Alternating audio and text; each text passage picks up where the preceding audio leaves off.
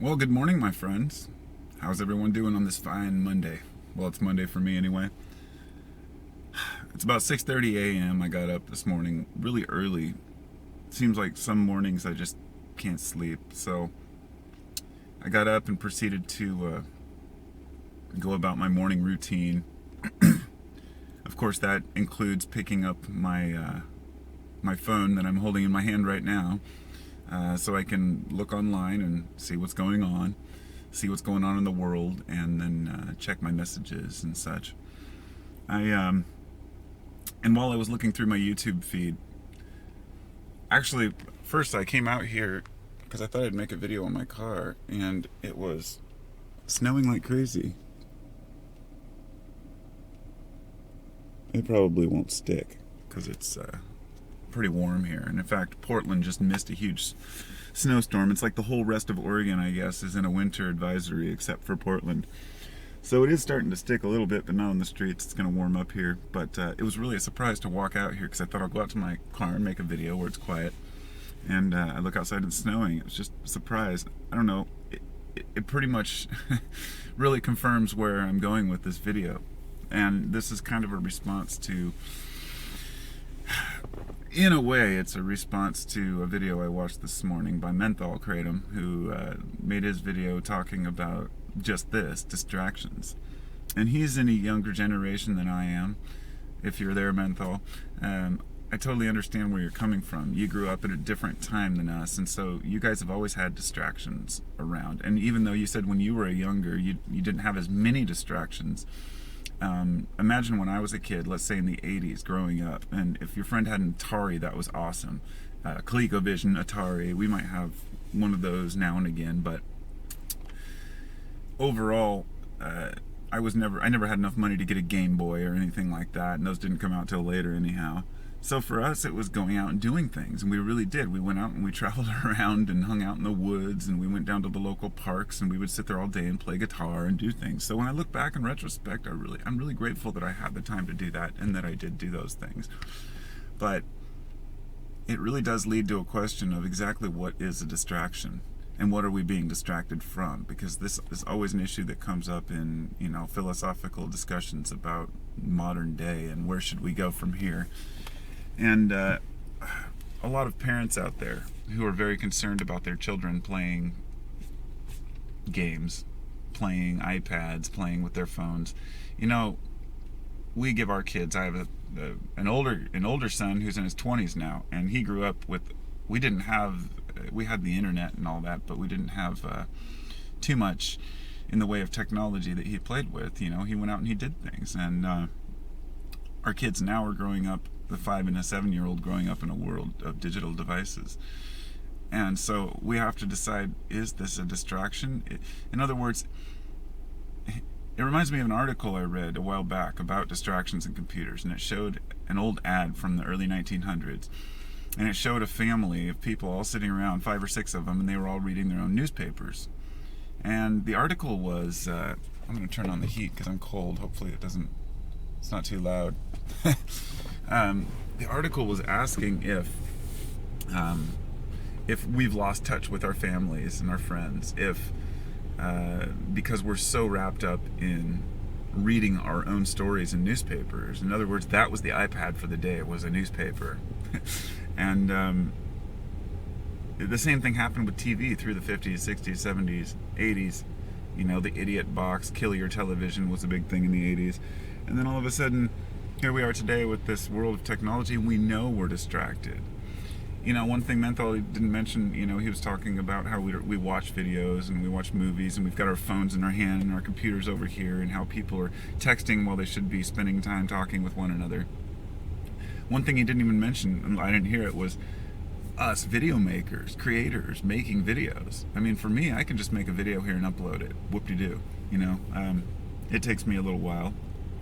10 minutes to make a video, but then I answer questions and talk with people and have discussions, so it ends up taking a little bit of time. But if I went through and I edited all my videos, and I was actually a creator with edited content, that stuff takes a long time. I mean, seeing Menthol's videos, even just those little clip and cutaways where he moves around, stuff like that, I don't have the patience for that shit. Maybe someday.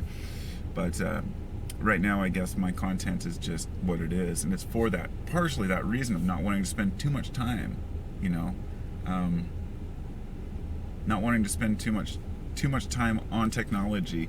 But here comes the big question: is what are we distracting ourselves from? And that's the question that always comes to mind in the end. Is we talk about being distracted from our day-to-day lives, but let me tell you something: day-to-day life can be pretty fucking boring. And I mean that in all, that may sound shallow, and a person could say, well, life is what you make of it, and that's totally true. The thing is, we live in a fast-paced world today, and our minds have evolved over previous generations in order to. I'm not going to say that we've evolved that quickly to process information or that we're distracting ourselves, but with diagnosis, let's say, of ADD on the rise, or ADHD, it's just a normal part of humanity. It's something that's always been there. We are all a little hyperactive, and we're all a little distracted. Now, I shouldn't say all, because I know there are some people out there who are very sloth. And by sloth, I don't mean you're lazy as much as just you move slow, you don't have much to do, you aren't that interested in doing things. That's fine if that's your thing. In fact, I almost envy that sometimes. People who can just be content with very little. They come home from work and they're happy with their beer and their evening show, and everybody thinks, well, that's not embracing life for what it is.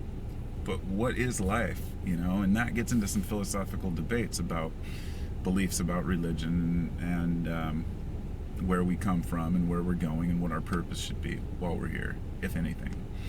I say to each his own. Find your path and find what works for you, and find what makes you happiest. You can never compare your distractions to someone else's, and you can never compare your happiness to someone else's. I know people who are happy with the smallest, simplest things. In fact, I try to make myself one of those people that I really am happy with less, and that means for me being able to, sorry about the camera, it's just easier to hold it here than it is to try to find a place to set it. I just want to live a satisfying life, but a satisfying life where others around me are doing well too. And that means that I'm not going to go out and be a selfish bastard and take what I want from this world, because I know that won't make me happy, because what I want includes other people. It includes making sure other people are also happy, such as, I'm married, I have kids, I want to make sure my wife's happy, my children are happy. That's what we do as, a family. And but we're growing up, and we're all growing up. Nobody, it's funny when people say that our kids are growing up in a different world, and I would say, aren't we all still growing up? I mean, did you ever stop growing up? Or do you really buy into the fact that once you turn 18, whoop, you're an adult. All right, time to get a job. Woohoo! It's just ludicrous, the shit that we believe. Because it's what we've been told, And like the older generation, they're actually convinced that when you're 65, that's time to retire. Why can't I retire? We don't retire as humans. It's just a social construct, a structure we set up. Forget about the numbers, forget about the ages. We're always growing and we're always learning. Some of the greatest things have been created by people who were way past retirement age. Wonderful books.